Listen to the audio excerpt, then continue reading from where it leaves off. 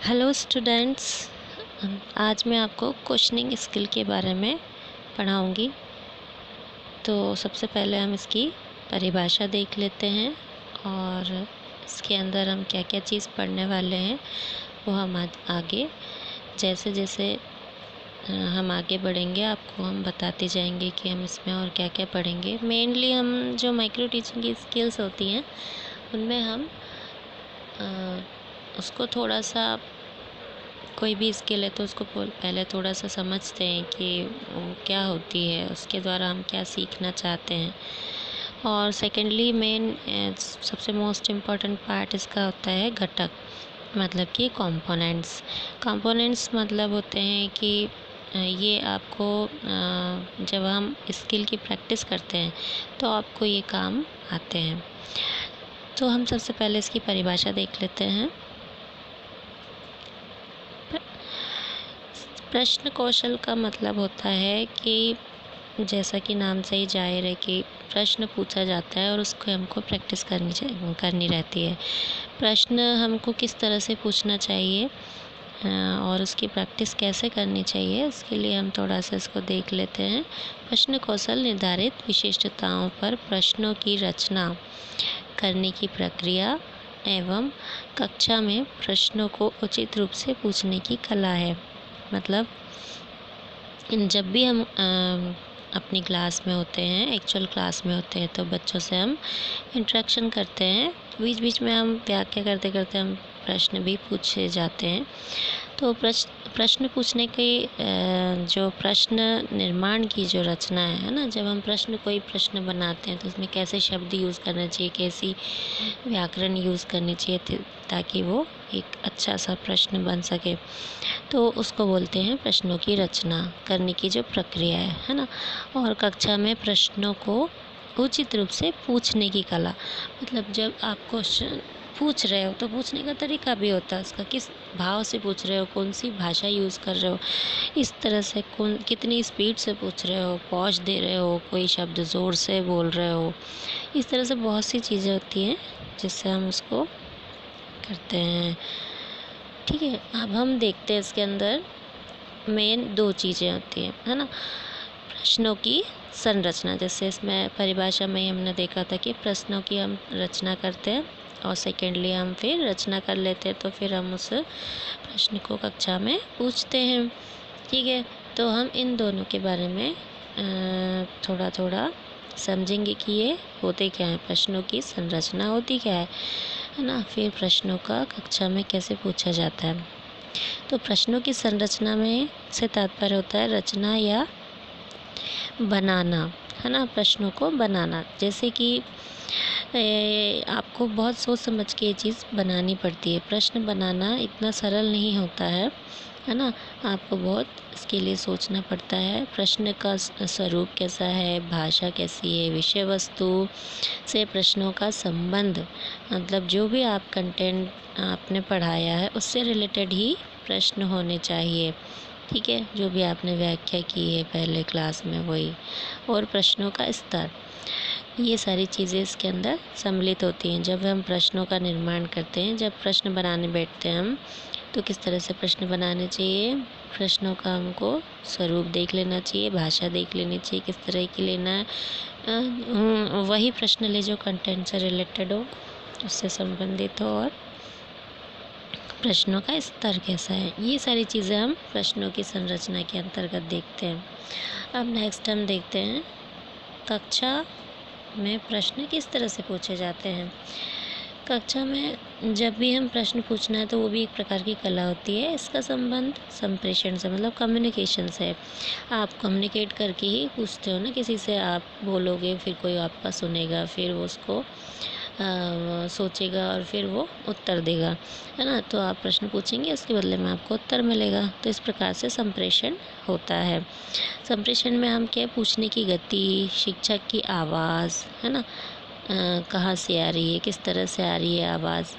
ठीक है, तो और इसका स्तर कैसा है प्रश्नों का, ये सारी चीज़ें शिक्षक बच्चों से पूछते हैं। मतलब जब पूछते हैं तो ये सारी चीज़ों को फॉलो करते हैं।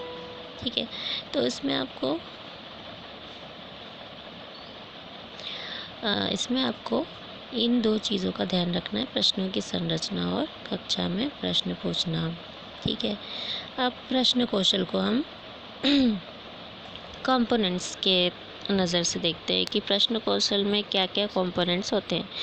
हमने जैसे दो प्रकार के पढ़े, संरचना और प्रश्न पूछना। तो संरचना के अंदर आता है संवादिता, है ना, स्पष्टता, संक्षिप्तता, ठीक है, और सही व्याकरण का प्रयोग, है ना, मतलब कि रिलेवेंट, क्लियरिटी और प्रेशियसनेस और यूज़ ऑफ एप्रोप्रिएट ग्रामर। प्रश्न पूछने के अंदर क्या आता है, गति, आवाज़, विराम और वितरण। ये पांच चीज़ हम इधर पढ़ेंगे और चार चीज़ हम इधर पढ़ेंगे। तो फटाफट देख लेते हैं कि हम क्या क्या क्या कंपोनेंट्स है इसके अंदर। ठीक है,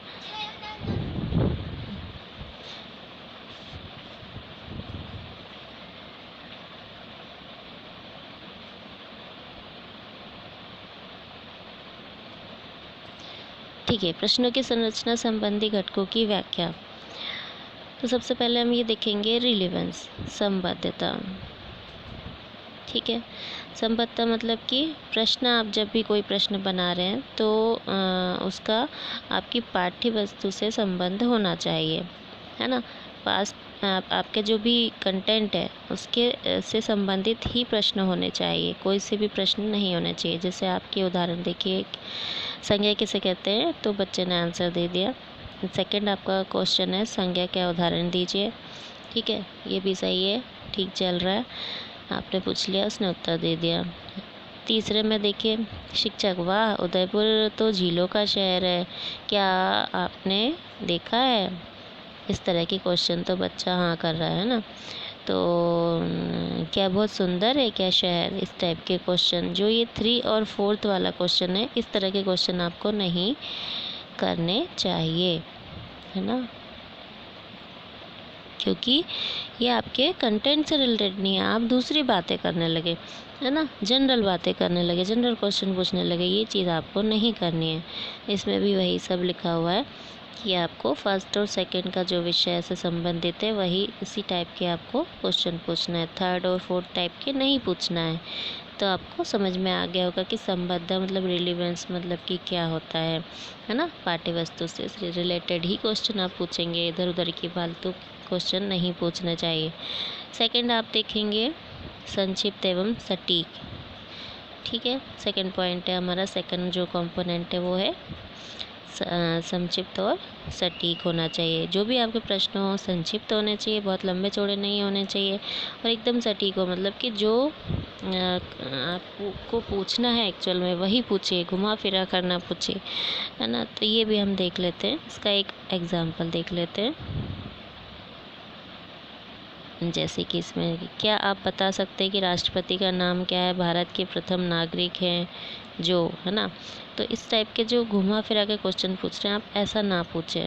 इस प्रकार के प्रश्न गलत होते हैं क्योंकि इसमें अनावश्यक शब्दों का प्रयोग होता है और अधिक लंबा उसको बना देते हैं। तो हमें क्या करना है, सटीक प्रश्न पूछना है। तो कैसा होना चाहिए प्रश्न, इस तरह से, भारत के राष्ट्रपति का नाम क्या है ना। तो डायरेक्ट ऐसे ही पूछिए ना, आप घुमा फिरा के क्यों पूछ रहे हैं इस टाइप से, इस टाइप से नहीं पूछना है।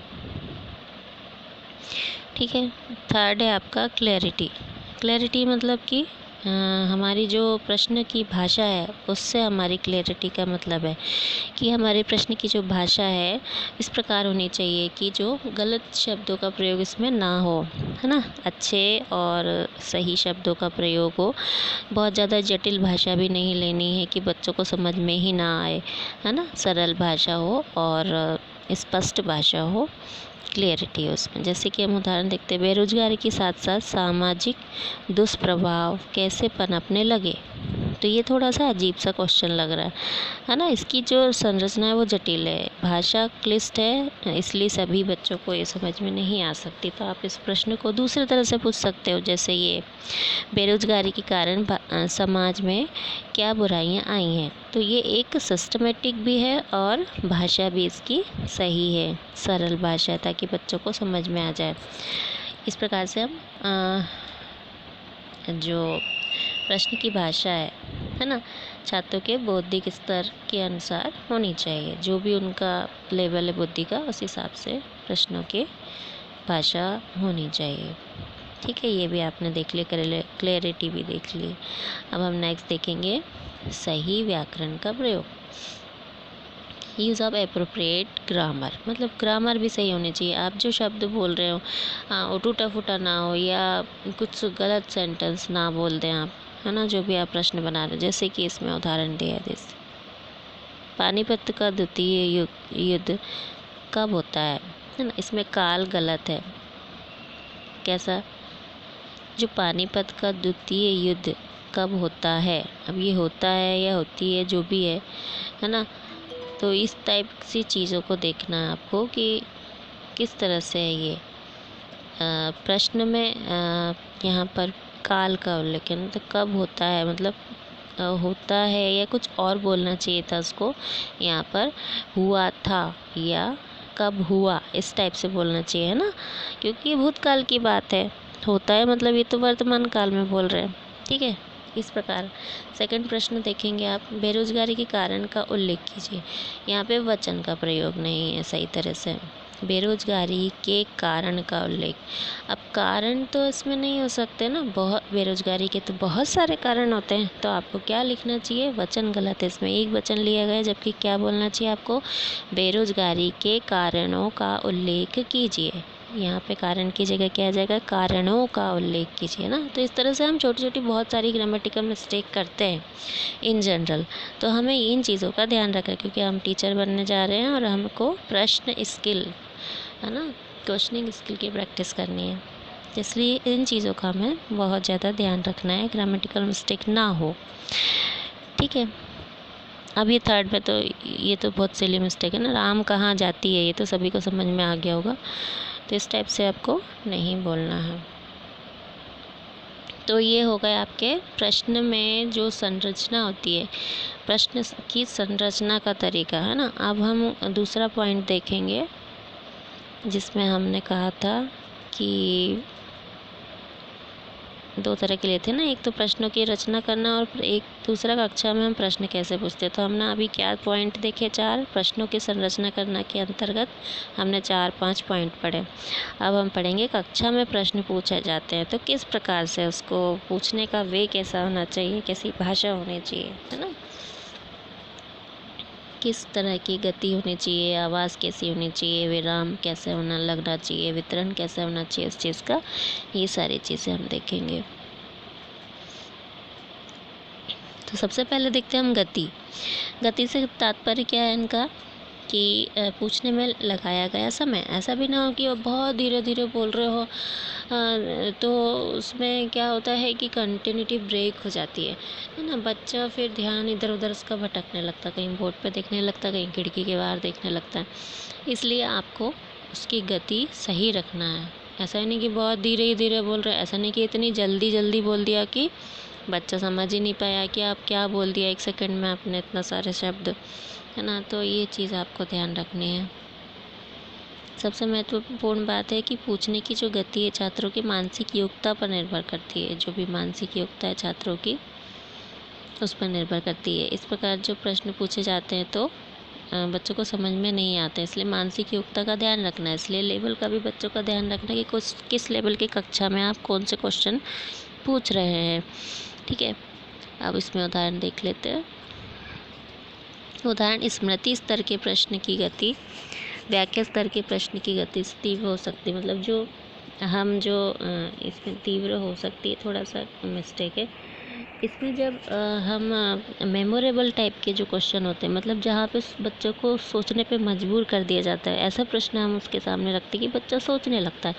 तो ये जो मेमोरी वाले प्रश्न हैं, इनको हमको थोड़ा सा आराम से बोलना चाहिए प्रश्न को, ताकि बच्चा धीरे धीरे समझता जाए। जैसे जैसे हम प्रश्न बोलते जा रहे हैं वैसे वैसे वो उसको समझता जा रहा है, गेन करता जा रहा है और सोचता भी जा रहा है कि हाँ इसका उत्तर क्या होना चाहिए। तो इसको आपको थोड़ा सा धीरे बोलना चाहिए, है ना। और जितने ऊंचे स्तर के प्रश्न होते हैं छात्रों की चिंतन की अधिक आवश्यकता होती है ना, तो चिंतन करने में उनको समय भी लगता है। तो यदि तीव्र गति से आप उसको कुछ पूछते तो छात्रों को समझ में नहीं आता है। इसलिए आपकी गति इसमें जब मेमोरी वाले क्वेश्चन पूछे जहाँ पे बच्चा सोचने पे मजबूर होता है, तो उसको आपको थोड़ा सा धीरे बोलना है।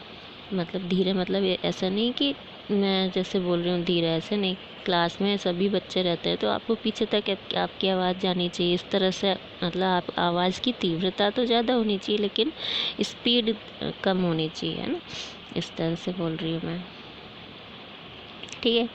तो ये आपने देख लिया। इसमें क्या है, नेक्स्ट है आवाज़। आपकी वॉइस कैसी होनी चाहिए।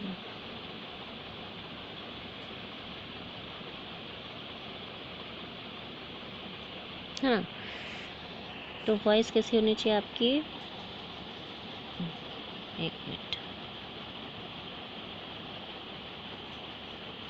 ठीक है।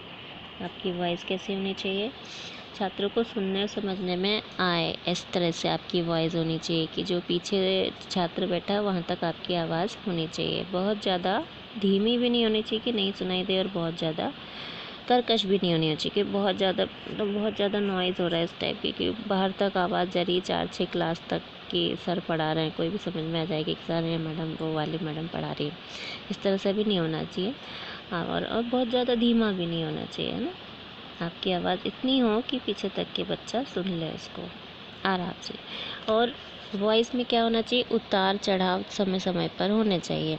जो आवाज़ में उतार चढ़ाव होते हैं, जो आवश्यक शब्दों पर जिस पे जोर दिया जाता है। जैसे मैं अभी बोल रही हूँ ना, तो मैं बोल रही थी कि हम क्या आज अब पढ़ेंगे वॉइस, है ना। तो मैंने वॉइस को क्या धीरे से भी लिया और तरीके से बोला, ताकि आप लोग क्या करें, उसको अलग से समझे कि हाँ मैंने कुछ अलग शब्द यूज़ किया है, ठीक है। तो इस तरह से आपको इसके अंदर देखना है। नेक्स्ट है आपके वॉइस। समझ में आ गया कि वॉइस में हमको क्या क्या करना है ना। अनावश्यक जो शब्द हैं उनको यूज़ नहीं करना, और उतार चढ़ाव का ध्यान देखना है। आवश्यक शब्दों पर जोर भी दिया जा सकता है। आवाज़ को बहुत ज़्यादा लाउड या बहुत ज़्यादा धीमे भी नहीं करना है, ठीक है। अनावश्यक बातें भी नहीं करनी है। अब हम देखते हैं विराम या पॉज। पॉज का मतलब क्या होता है कि जब भी हम कोई प्रश्न पूछ रहे हैं तो बीच बीच में रुक रहे हैं, विराम ले रहे हैं। जैसे कि मैंने कहा पॉज, तो मैंने क्या कहा अभी आपसे, जैसे कि मैंने कहा करने के बाद मैंने थोड़ा सा 1 सेकंड का पॉज लिया ना, इसके बाद मैंने बोल दिया विराम। तो ना इस तरह से आपको प्रश्न पूछना था कि बच्चा उस पर थोड़ा सा फोकस हो जाए कि मैडम कुछ स्पेशल सा पूछने वाली है। तो इस तरह से आपको क्वेश्चन के बीच में भी विराम दे सकते हो, और क्वेश्चन कंप्लीट करने के बाद भी आप हल्का सा पॉज दे सकते हो, ताकि बच्चा उत्तर देने के लिए थोड़ा सा तैयार हो जाए। तो 2 तरह के पॉज इसमें हो सकते हैं, ठीक है। जैसे कि इसमें दिया है कि जैसे प्रश्न का जो स्तर है वांछित उत्तर की गुणवत्ता पर निर्भर करता है ना। जब भी हम कोई प्रश्न करते हैं तो प्रश्न करने के बाद क्या होता है ना, प्रश्न करने के बाद विराम भी दिया जाता है। शिक्षक के विवेक पर निर्भर करता है कि वो किस तरह से प्रश्न पूछ रहा है। पूछने के बाद वो उपयुक्त तो विराम दे। अगर हाँ बहुत लंबा सा आपको आंसर, मतलब जो कोई बड़ा सा आपने क्वेश्चन पूछा है, तो उसके बाद बच्चे को सोचने के लिए थोड़ा ज़्यादा वक्त चाहिए रहता है। तो ऐसा नहीं कि 5 मिनट तक खड़े ही हैं, ऐसा भी नहीं। मतलब 2 या 3 सेकंड का पॉज होता है इसमें, ठीक है। और हाँ 5 से 7 सेकंड का भी हो सकता है अगर बड़ा क्वेश्चन है तो, ठीक है। तो प्रश्न को पूछते समय किसी भी किन शब्दों के बाद आपको विराम देना। जैसे मैंने बोला कि कोई प्रश्न हम पूछ रहे तो बीच में आपको हल्का सा पॉज देना है, ताकि वो जो उपयुक्त शब्द आप यूज़ कर रहे हो उसको थोड़ा सा गैप मिले कि हाँ ये चीज़ मैडम पूछने वाली है, ठीक है। तो इसके अंदर एक तो वॉइस में हमने देखा कि वॉइस में हमको क्या करना है, उतार चढ़ाव देना, आवाज़ पर जोर देना है ना। वो एक अलग बात है कि हम जोर से कर रहे हैं। इसमें इसका उल्टा होता है, विराम में हम क्या देते हैं, विराम देते, पॉज देते, ताकि उससे भी बच्चा अट्रैक्टिव होता है कि अरे मैम एकदम से रुक गई बोलते बोलते क्या बोल रही थी, तो बच्चा ध्यान से सुनता है। ठीक है, तो इस तरह से आपको विराम का यूज़ करना है। एक तो प्रश्न के बीच में हल्का सा विराम दे सकते हो, कोई शब्द स्पेशल आ रहा है उसके जस्ट पहले, और दूसरा विराम आप कहाँ देंगे, जहाँ पे आप प्रश्न ख़त्म कर रहे हो, ख़त्म करने के बाद हल्का सा विराम। ठीक है, अब नेक्स्ट करते हैं हम, जो कंपोनेंट हमारा है प्रश्नों का वितरण। प्रश्नों का वितरण डिस्ट्रीब्यूशन किस तरह से करना चाहिए, इसमें निम्न बातों का ध्यान हमको रखना रहता है। कक्षा में सभी छात्रों से प्रश्न पूछना। हाँ, जो डिस्ट्रीब्यूशन होता है प्रश्नों का, आप जब पूछ रहे हो कक्षा के अंदर, तो आपको सभी बच्चों पर ध्यान देना है। ऐसा नहीं कि आप एक ही एक बच्चे से पूछ रहे हो, बार बार वो हाथ उठा रहा है ना, हैंड रेज कर रहा है, तो ऐसा नहीं करना है आपको। और भी बच्चे होते हैं क्लास में, तो आपको सभी को मौका देना चाहिए। इस प्रकार से आपको सभी का पर प्रॉपर ध्यान देना है। पीछे बच्चे बैठे रहते हैं, उन पर भी ध्यान देना है। और जो कोई बच्चा होता है, कई शर्मीले बच्चे होते हैं, आंसर पता होते हैं फिर भी वो नहीं बताते, तो आप क्लास में जैसे टीचर हो, तो अब टीचर की हम मनोविज्ञान क्यों पढ़ते हैं, क्योंकि हमको बच्चों की मनोविज्ञान साइकोलॉजी समझनी होती है। तो इतने दिन में हम तो पढ़ाते पढ़ाते बच्चों को समझ ही जाते हैं कि कौन बच्चा किस नेचर का है ना। वो शर्मीला है या इंटेलिजेंट है लेकिन बोल नहीं पा रहा है, हाथ नहीं उठा पा रहा है ना, तो उसको आप मौका दें। कभी कभी बोलने में बच्चे शर्माते ही, वो पढ़ने लिखने में अच्छे होते हैं, है ना। तो अगर नहीं भी है कोई बच्चा अच्छा पढ़ने में, प्रतिभाशाली नहीं भी है, अगर नॉर्मल बच्चा है, एक नॉर्मल चाइल्ड है, तो उसको भी आपको मौका देना चाहिए कि आप उससे प्रश्न पूछें, है ना। तो आप उसका नाम बोल करके उसको खड़ा कर सकते हैं कि आप बताइए। कोई सरल सा अगर क्वेश्चन है फिर भी वो नहीं बता रहा है, तो आप समझ जाते हो एज ए टीचर कि हाँ, ये नहीं बता पा रहा लेकिन इसको आता है, तो आप उससे पूछ सकते हो। ठीक है। से नेक्स्ट हम देखते हैं शिक्षा से उत्तर देने वाले जो छात्र अन्य से भी प्रश्न इनको पूछना, ये प्राय देखा जाता है ना।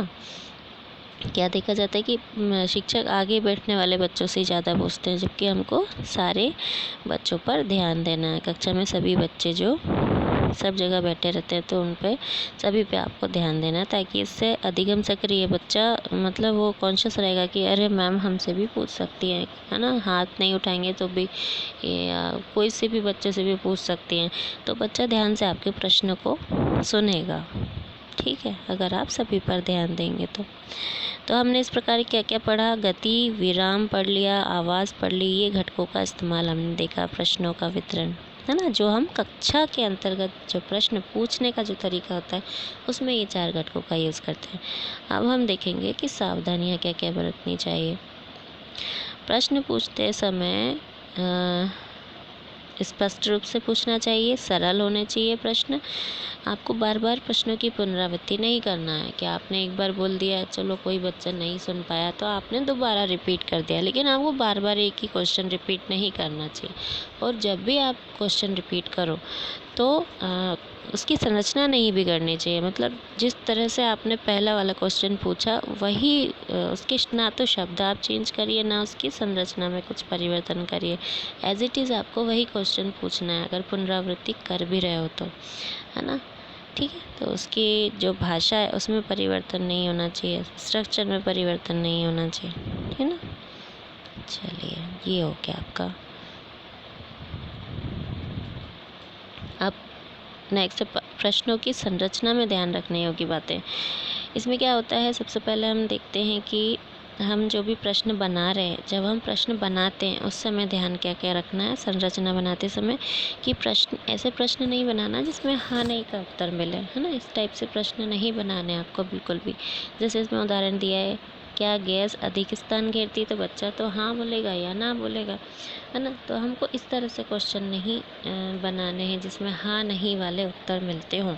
आपको कुछ अलग टाइप के क्वेश्चन बनाने हैं। जैसे इसमें लिखा है, गैस अधिक स्थान क्यों घेरती, मतलब ये एप्लीकेशन लेवल का नाम है, बच्चा सोचने पर मजबूर हो जाता है कि हाँ, थिंकिंग लेवल वाला ये क्वेश्चन है। तो इसमें बच्चा सोच के बताएगा, हाँ नहीं में तो फिर कोई हाँ बोल रहा है कोई नहीं बोल रहा है, तो कन्फ्यूज़न वाला रहेगा कि भाई इसका सही आंसर क्या है। फिर टीचर अलग से बताया इससे क्या मतलब है। तो इस टाइप के आपको सावधानी रखनी है कि हाँ नहीं वाले प्रश्न नहीं होने चाहिए। सेकेंड है, उत्तर निहित प्रश्न नहीं होने चाहिए, मतलब कि ऐसा क्वेश्चन ना पूछे जिसमें आधा सा उत्तर पहले से ही छुपा हो, तो बच्चा तो आसानी से बता ही देगा, है ना। तो कोई दिक्कत ही नहीं रहेगी। जैसे इसमें उदाहरण दिया क्या बर्नियर ने ही वर्नियर कैलिपर्स का आविष्कार किया, तो वो तो हाँ में ही उत्तर देगा ना। इसलिए इस प्रकार का क्वेश्चन नहीं करना चाहिए। आपको क्या पूछना चाहिए, बर्नियर कैलिपर्स का आविष्कार किसने किया। तो इस तरह से आपको क्वेश्चन पूछने हैं, है ना। इस बात का ध्यान रखना है। ये जो सावधानियाँ हैं, हम ये सिर्फ सावधानियाँ पढ़ रहे हैं कि संरचना करते समय जब हम प्रश्न बनाएंगे, जब आप लेसन प्लान बनाओगे ना, तो प्रश्न बनाओगे, है ना, तो उसमें आपको किस तरह से प्रश्न बनाने, इन चीज़ों की सावधानियों का हम बात कर रहे हैं इसमें, कि हाँ नहीं वाले प्रश्न नहीं बनाने हैं, उत्तर जिसमें उत्तर छुपा हुआ वो वैसे वाले प्रश्न भी नहीं बनाने हैं। नेक्स्ट है, प्रश्न में एक से अधिक विचार नहीं होने चाहिए। मतलब एक ही लाइन में प्रश्न आए, इस तरह का प्रश्न आपको बनाना है। इसमें जैसे उदाहरण दिया है कि भारत की अर्थव्यवस्था कैसी है, ये अमेरिका से किस प्रकार भिन्न है। तो इसमें क्या, 2 सेंटेंस आ गए, है ना। प्रश्न के 2 तरीके के प्रश्न आ गए। या नीचे देखो तो उसमें 3 प्रकार के जो सेंटेंस दिख रहे हैं आपको, है ना, प्रश्न के अंदर। तो इस तरह से आपको प्रश्न नहीं बनाने, आपको सिंगल लाइन वाले प्रश्न बनाने, है ना। इस टाइप से प्रश्न नहीं बनेंगे, इस टाइप से प्रश्न बनाने। तो जैसे इसमें लिखा है कि आप घनत्व से क्या समझते हैं, घनत्व एवं सापेक्षिक घनत्व में क्या संबंध है। मतलब आप घनत्व के ही क्वेश्चन पूछ रहे हैं, लेकिन 3 से 4 क्वेश्चन घनत्व से रिलेटेड ही पूछ सकते हो आप, है ना, क्योंकि आपको इसके बारे में पढ़ा चुके हैं आप बच्चों को। तो आपको हर एक चीज़ का, घनत्व के बारे में हर एक चीज़ के बारे में पूछना है। तो इकट्ठा ना पूछ करके आपको अलग अलग करके पूछना चाहिए, ठीक है। तो इस बात का आपको ध्यान रखना है। नेक्स्ट है, भ्रमित करने वाले प्रश्न ना हो। भ्रमित करने वाले प्रश्न मतलब कि जब भी कोई प्रश्न कर रहे हैं आप, तो बच्चा उसको समझ ही नहीं पाता है कि मैडम पूछ क्या रही हैं या सर क्या पूछ रहे हैं। जैसे कि इसमें उदाहरण नहीं दिया गया है, मैं आपको उदाहरण बता देती हूँ, ठीक है। जैसे कि टीचर ने पूछा कि पर्यावरण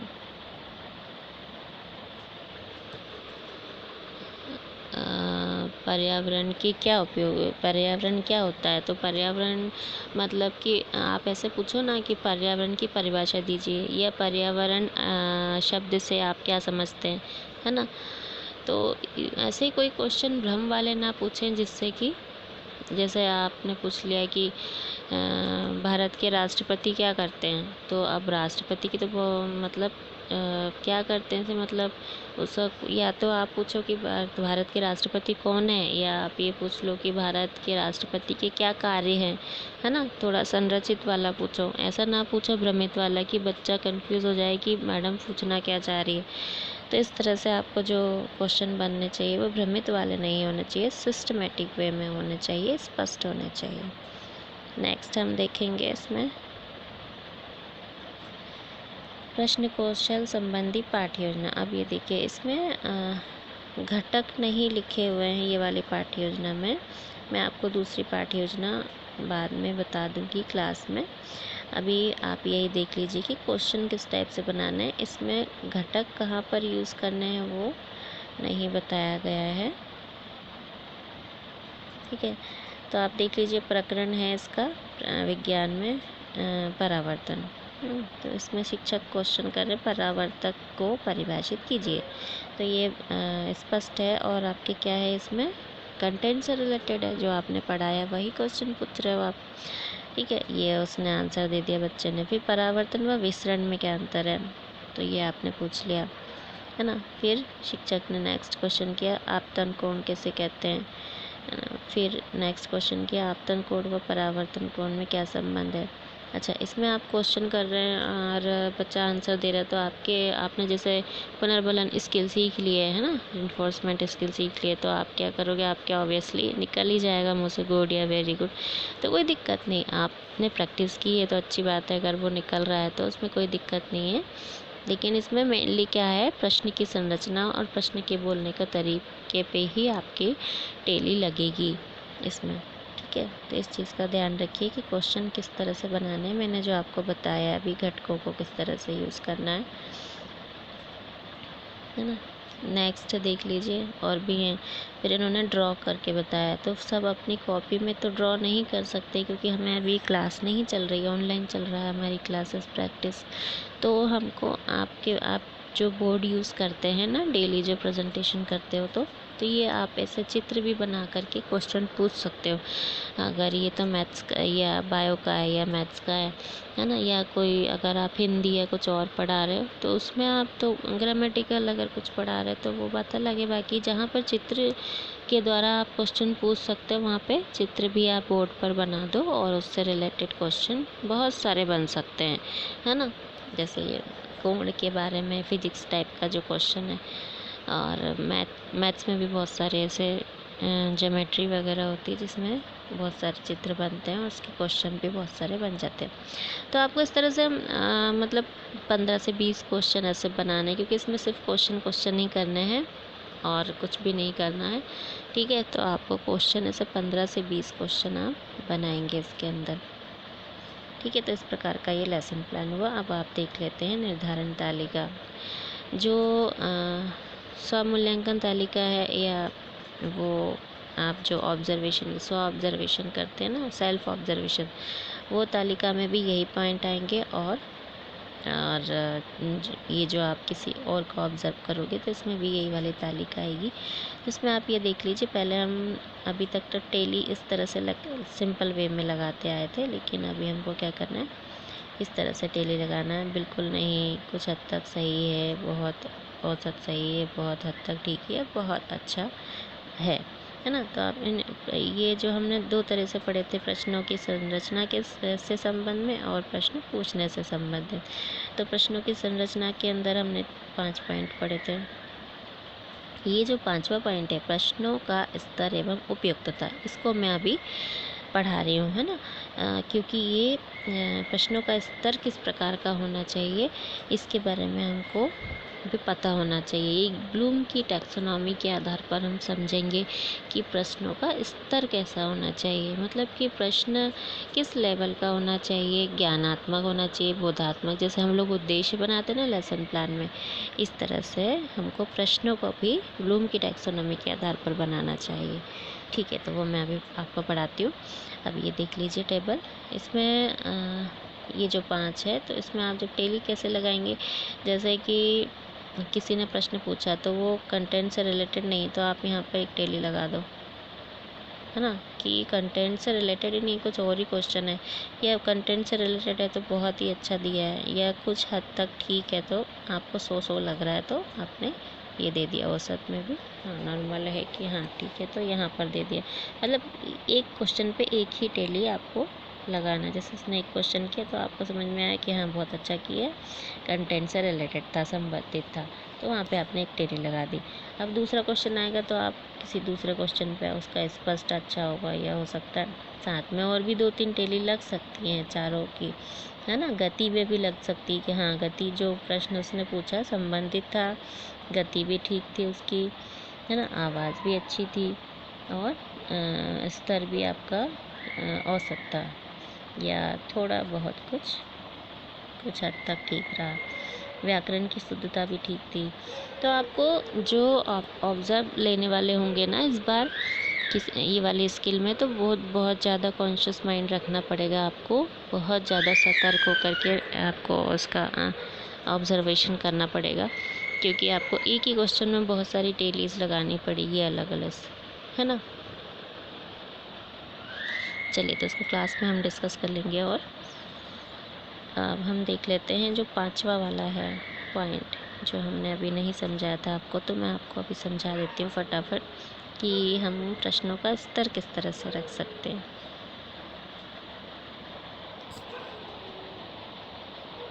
ये जो सारे जो भी हैं टेबल है आपका, अन्य में हाँ कुछ अन्य भी हैं कि अनावश्यक पुनरावृत्ति, जो हमने बताया था ना एक सावधानियों में कि क्या क्या नहीं करना चाहिए आपको, तो ये अनावश्यक पुनरावृत्ति, प्रश्नों की संख्या की दृष्टि से उचित प्रयोग किया है कि नहीं, ठीक है। और जो पॉज वाली बात है कि प्रश्न पूछते समय जो दिया गया समय है वो भी आप उचित दिया था कि नहीं, या आपने थोड़ा सा भी उसको समय नहीं दिया और नेक्स्ट क्वेश्चन कर दिया, तो ऐसा भी नहीं करना है, उसकी टेली आपके हिसाब से लगानी है।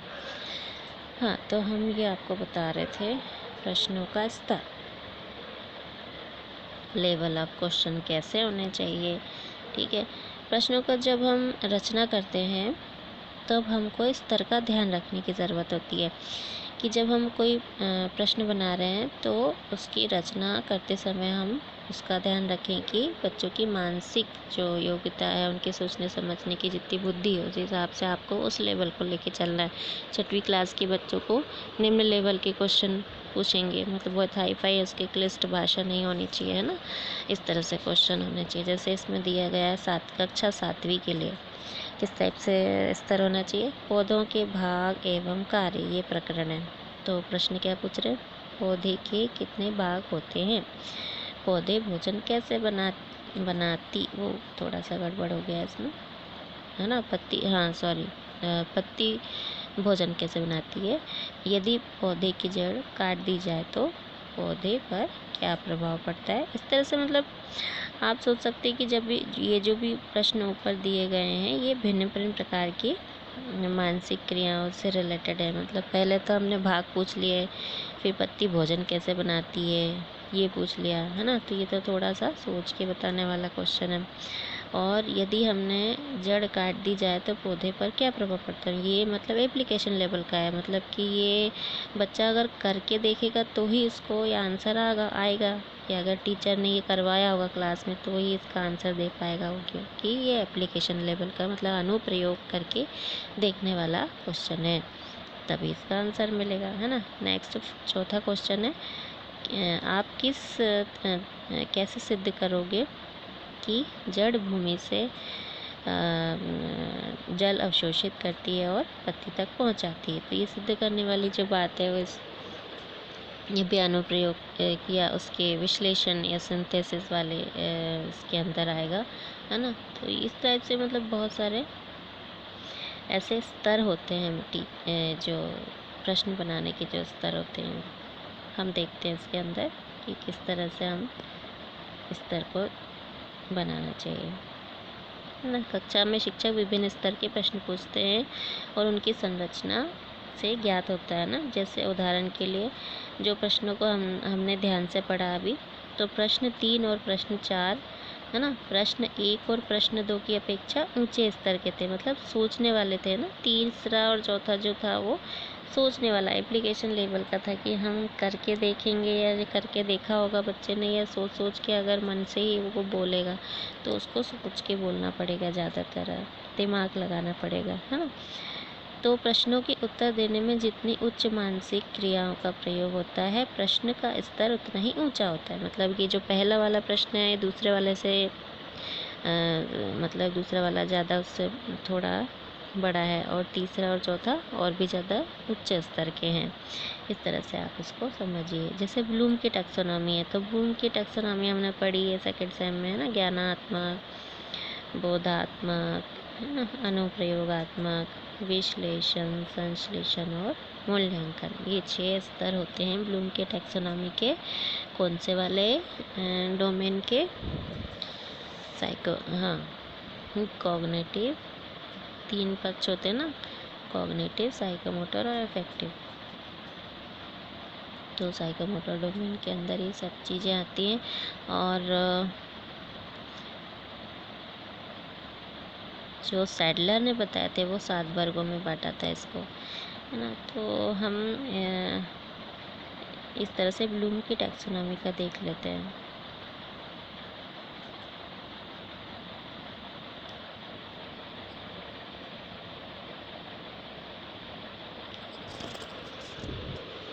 जो ब्लूम की टैक्सोनॉमी है उसमें जो ये स्तर बताए गए हैं, मानसिक पक्ष के 6 स्तर बताए हैं, उसके हिसाब से हम देखेंगे, है ना। इसमें हमने कुछ स्तरों में इसको वर्गीकृत किया, निम्न स्तर, मध्यम स्तर और उच्च स्तर। 3 स्तर में हमने इसको बांट दिया है, ठीक है। तो निम्न स्तर में क्या आ जाएगा, प्रत्यास्मरण और पहचान वाले आ जाएंगे, है ना।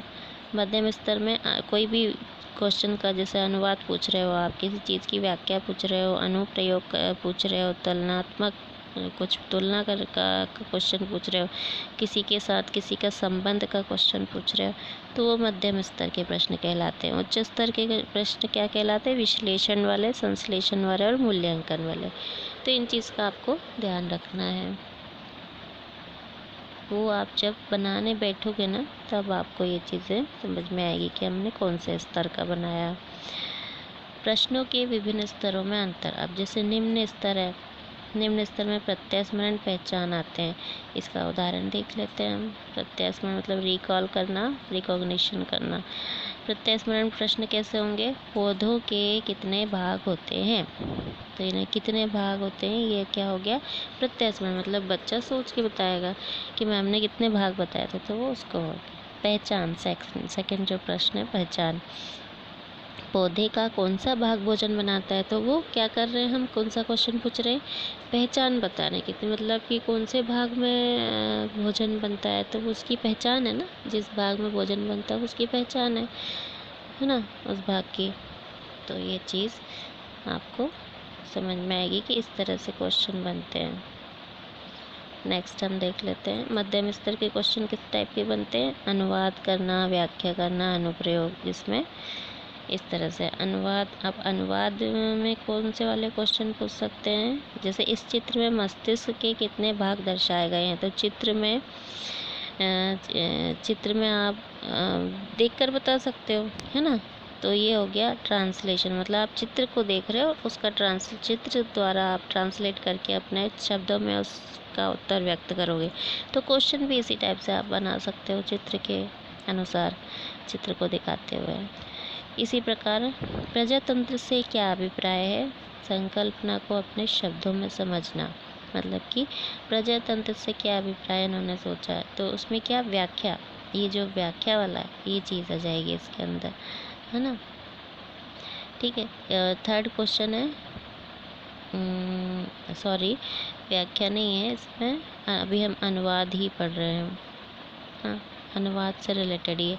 प्रजातंत्र से क्या अभिप्राय है, तो वो संकल्पना को अपने शब्दों में समझेगा, प्रजातंत्र के बारे में आंसर देगा।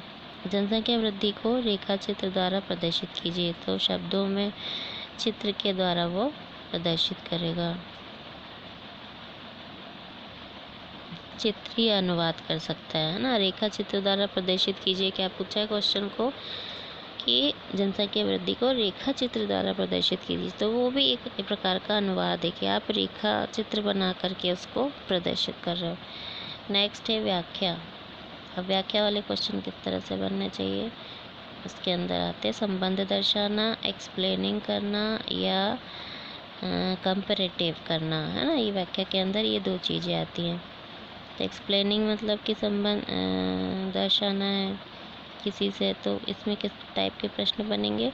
कीमतों में वृद्धि मांग व पूर्ति से किस प्रकार संबंधित है, मतलब संबंध बताने वाले क्वेश्चन, जिसमें किसी का कंपैरिजन होता है या संबंध, रिलेशनशिप होता है। यदि पौधे को कार्बन डाइऑक्साइड मिलना बंद हो जाए तो प्रकाश संश्लेषण की क्रिया में किस प्रकार प्रभाव पड़ेगा, है ना। मतलब कि किसमें संबंध है, किसी का किसी से संबंध है, तो अगर कोई संबंध टूट जाता है तो क्या होगा, या उसका किससे कैसे प्रकार से संबंध है, ये जो हमने व्याख्या की ये किस प्रकार से संबंधित है। तो इस टाइप के क्वेश्चन आएंगे आपके व्याख्या के अंदर। एक आ जाएगा तुलनात्मक। तुलनात्मक के अंदर हम क्या करते हैं, तुलना करते हैं किसी की। यौगिक व मिश्रण में क्या अंतर है ना, अंतर बताते हैं। विनिमय और विनियोग किस प्रकार से भिन्न है, भिन्नता बताना, अंतर बताना, इस और तुलना करना, इस टाइप के क्वेश्चन आते हैं इसके अंदर। ये सब हम किस में पढ़ रहे हैं? पहले वाले जो स्तर है उसको पढ़ रहे हैं, है ना। हमने क्या पढ़ा? मध्यम स्तर पढ़ रहे हैं, है ना। निम्न स्तर हमने पढ़ लिया। अब हम मध्यम स्तर, तो मध्यम में हम व्याख्या पढ़ रहे हैं, अनुवाद पढ़ रहे हैं, ठीक है। ये सब मध्यम प्रश्न स्तर वाले। अब उच्च स्तर वाले हम देख लेते हैं। उच्च स्तर में क्या होता है? विश्लेषण, संश्लेषण और मूल्यांकन। ये किस टाइप के बनते हैं इसमें? जैसे वर्नियर कैलिपर्स के विभिन्न भागों के नाम एवं उसके कार्यों को सूचीबद्ध कीजिए। मतलब कि आपने विभिन्न भागों के नाम भी पूछ लिए और उसके कार्य को सूचीबद्ध भी करना। तो सूचीबद्ध करने के लिए हम क्या कर रहे हैं, उसका विश्लेषण कर रहे हैं। एक एक के नाम अगर बताते, किसी भी चीज़ का विश्लेषण करना क्या होता है, उसको टुकड़ों में बांटना, है ना, उसको क्रम में रखना। भी जो भी विचार होते हैं, विश्लेषण का मतलब क्या होता है, जो भी हमारे अंदर विचार है या जिस बारे में हम पढ़ रहे हैं, जो भी व्याख्या कर रहे हैं, उसके अंदर हम क्या करते हैं, टुकड़ों में बांट के उसको अलग अलग रख देते हैं, ताकि हम उसको समझ सकें अलग अलग एक एक पॉइंट को। तो प्रकार क्या, जब हम कोई भी प्रकार पढ़ा रहे हैं या भाग पर पढ़ाते हैं, तो वो उसका हम क्या करते हैं, विश्लेषण करते हैं, एनालिसिस करते हैं, है ना। और उनके कार्यों को सूचीबद्ध करना, मतलब सूचीबद्ध करना मतलब एक एक जो भी शब्द है इम्पोर्टेंट है, उसको हम एक एक करके लिखेंगे, सूची बनाएंगे उसकी। तो ये भी क्या हो जाता है, विश्लेषण टाइप का प्रश्न होता है। ठीक है। संश्लेषण मतलब क्या होता है, जो टूटे हुए हिस्से हैं उनको हमको जोड़ना, संश्लेषित करना, मिला देना आपस में, है ना। संश्लेषण मतलब क्या होता है, सिंथेसिस मतलब एक दूसरे, जो भी बहुत सारे टुकड़े पड़े हुए हैं अलग अलग बिखरे हुए, तो उन सारे शब्दों को मिलाकर, जैसे कि संज्ञा की परिभाषा हम क्या करते हैं कि किसी व्यक्ति, वस्तु, स्थान को संज्ञा बोलते हैं ना। तो व्यक्ति एक टुकड़ा हो गया, वस्तु एक टुकड़ा मतलब शब्द हो गया, और स्थान, इन तीनों शब्दों को मिलाकर हमने एक इकट्ठा किया ना, संगठित कर लिया, उसको एक जगह रख लिया, संश्लेषित कर लिया, और फिर हमने उसको क्या बना दिया, संज्ञा बोल दिया, है ना। इस टाइप से इसमें देख लेते हैं उदाहरण संश्लेषण का। संश्लेषण मतलब कि विज्ञान एक वरदान है, वर्णन कीजिए।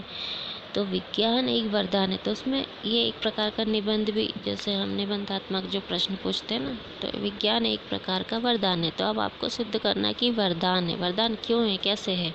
तो आप बहुत सारे ऐसे तथ्य लेकर आओगे, बहुत सारी ऐसी बातें लेकर आओगे, जिससे आप उसको बता सकते हो कि ये वरदान है। हाँ, इस प्रकार के क्वेश्चन। दिए गए टुकड़ों के आधार पर विभिन्न रचनाएं निर्मित कीजिए। अगर कोई आपको कुछ टास्क दे दिया करने के लिए, बहुत सारे टुकड़े पड़े हैं आपके सामने, कोई वो होता है ना, एक कौन सा गेम होता है जिसको आप टुकड़ों को जोड़ करके बनाते हो, है ना, उसको आप कुछ कहते हो। तो वो टुकड़ों को जोड़ करके किया जाने वाला जो कार्य होता है, वो मतलब आप एक जगह उसको रख रहे हैं, संरचित कर रहे हो उसको। तो इस तरह से मूल्यांकन का मतलब क्या होता है, मूल्यांकन वाले प्रश्न कैसे बनेंगे इसमें, तो देख लेते हैं। जैसे उदाहरण, आप पूंजीवाद या समाजवाद में किसे अधिक उपयुक्त समझते हो। मतलब आप इसका मूल्यांकन कर रहे हो, है ना, इसको समझ रहे हो, इसको ओवरऑल की अपने उत्तर की आपको पुष्टि करना है, मतलब कि इसको मूल्यांकन करना है। इसको हमको ये जो न्याय संगत तर्क वाली बात है ना, इसमें लिखी हुई है कि जिसमें हम किसी चीज़ की पुष्टि करते हैं, कोई तर्क देते हैं, कोई मानदंडों के आधार पर उसको हम तर्क दे करके उसकी पुष्टि करते हैं, तो उसको हम मूल्यांकन कहते हैं, है ना। इसमें सही या गलत की जांच करना भी मूल्यांकन के अंतर्गत ही आती है। जिससे दूसरा प्रश्न पढ़ते हैं, क्या आप माल्थस के जनसंख्या सिद्धांत से सहमत है, अपने आप उत्तर की पुष्टि कीजिए। तो इस टाइप के जो प्रश्न होते हैं वो मूल्यांकन स्तर के होते हैं। तो आपने ये देखा कि उच्च स्तर में विश्लेषण, संश्लेषण और मूल्यांकन होता है। इस प्रकार आपने ये प्रश्नों का स्तर किस तरह का होना चाहिए, है ना, निम्न स्तर क्या होता है, मध्यम स्तर क्या होता है, उच्च स्तर क्या होता है, ये तीनों स्तर आपने इसके अंदर देख लिए। तो टोटल ओवरऑल आपने आज प्रश्न कौशल के बारे में पढ़ा और इसको जाना, समझा। ठीक है, तो आई होप कि आप लोगों को समझ में आ गया हो। और इससे रिलेटेड कोई भी क्वेश्चन हो तो आप कमेंट बॉक्स में लिख सकते हैं। मेरा यूट्यूब चैनल मेरे नाम से ही है, अपर्णा रघुवंशी। और इसके अलावा मैं आपकी डेली क्लासेस ले रही हूँ। क्लासेस में आपको इससे रिलेटेड कोई क्वेरीज हो तो आप उसको पूछ सकते हैं क्लास में। ठीक है, ओके, सभी को बाय बाय, टेक केयर।